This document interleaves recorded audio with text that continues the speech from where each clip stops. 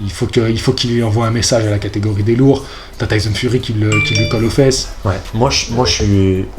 je veux voir après ça ce qu'il va faire.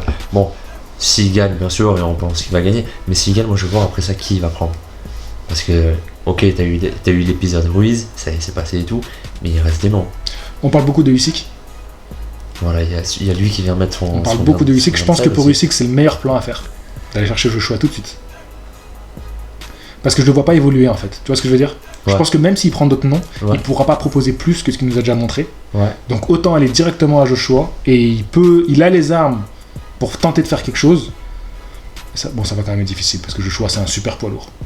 Après, est-ce que tu vois un prospect contre Joshua ? Joshua qui oserait prendre un des prospects qui arrive ? Tony, ouais. Tony. Est-ce qu'il a pas besoin d'un ou deux combats, Tony, pour qu'il mérite sa place, tu vois ? Pas pour progresser, mais juste pour au moins mériter sa place. Pour mériter sa place ? Parce que Joshua, il est dans ses papiers, tu vois. De toute façon, il va vite être dans ses papiers. Je pense qu'il est combien avec Tony ? Il est 12ème ? Il est 12ème, c'est vrai. Il est 12ème ? Il est 12ème. Dubois, il a perdu, donc c'est pour ça que je le cite pas. Il y a Joe Joyce. Ouais, il y a Joe Joyce. Ça choque un peu Qui serait une étape à passer. Ouais. Tu vois qui aussi ? Franchement, moi, je vois Tony et Joe Joyce un peu, tu sais, venir en prospect. De jeunes qui arrivent un peu en patate, quoi, c'est tout. Et qui sont crédibles. Qui sont crédibles, ouais, c'est qui ça. sont largement crédibles. Parce que Argovic, il a encore signé aucun nom, on va dire, à son palmarès. Il y a aussi le russe qui vit au Canada, j'oublie tout le temps son nom. Ah. Makhmoudov, non ? Ouais, Makhmoudov, un truc comme ça, ouais. Je sais pas le nom exact, mais il a une tête, il fait flipper, on dirait une tête. Tu vois, il a une tête, il fait grave flipper. Ouais, il y a lui aussi, ouais. C'est vrai. Ouais, mais lui, pareil, il faut qu'il tape des noms, parce que, en fait, chez les poids lourds, il faut être un nom pour avoir ta chance mondiale, tu vois. Faut être un nom qui va rapporter quelque chose. Et ouais, Tony, et comment tu verrais un combat entre Tony et Joshua ? Oh, c'est chaud. C'est chaud, hein. Ah, c'est chaud. Franchement, c'est chaud. Mais, genre, là, je mets pas ma pièce, je pense. Vraiment, tu sais, s'il y a une pièce à mettre, je la mets pas. Non, c'est chaud. En plus, Tony, il a une dizaine de combats pro, ça veut dire qu'il va continuer à progresser et tout. Ouais. Franchement, c'est chaud.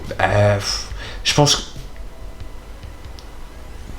c'est dur, franchement. C'est encore un peu tôt pour commencer à se projeter dans un combat comme ça, mais on peut commencer à en parler, je pense. Parce que là, 2021, ça va être une année où Tony, pour moi, il va être prêt pour une chance mondiale. C'est ça, il va être que de plus en plus fort aussi, donc je pense que... ce soit maintenant.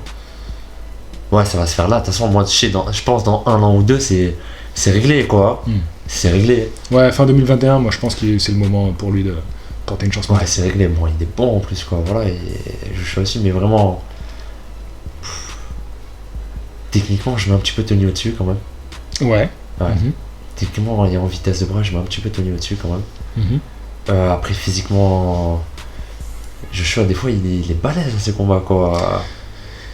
Ah il est hyper contre massif. Contre 2, il est venu un peu moins. Un peu moins, mais bon, ça reste un boxeur hyper massif. C'est ça. Ouais, il est hyper massif, mais bon, voilà, Tony aussi, c'est un vrai poids lourd, quoi, y a pas de souci. Mais... Franchement... je suis français, je mets une pièce sur Tony, mais encore heureux, mais 100 fois. Non, mais en fait, je sais que Tony, je pense qu'il va devenir de plus en plus fort. C'est juste, j'ai pas envie que ça se fait trop tôt. Ouais. Tu vois ? Ouais, je vois ce que tu veux dire. Tu vois, laisser le temps, tu sais, à Tony de monter bien comme il faut. Et voilà. Mais si les années qui passent, je mets une pièce sur Tony. Parce que après, l'autre champion, c'est Tyson Fury. C'est ça. Et s'il y a une unification entre Fury et Joshua, est-ce que ça va pas fermer la catégorie des lourds ? C'est ça. Parce que... Ouais, et après, là, pour avoir sa chance, ça va être compliqué, quoi, aussi, parce que si tout est unifié et qu'il y a qu'un mec qui a tout, il va pas faire 1000 combats à l'année, ils vont faire 2. Mais on n'est pas prêt d'y arriver, hein. Crois-moi, parce que ça s'est jamais fait dans l'histoire. Oui. D'ici qu'ils trouvent un accord, bon. Mais de toute façon, c'est la boxe. Il y a un poids lourd, là encore, il va sortir de nulle part, tu sais, un mec de... c'est pas d'où. C'est ça.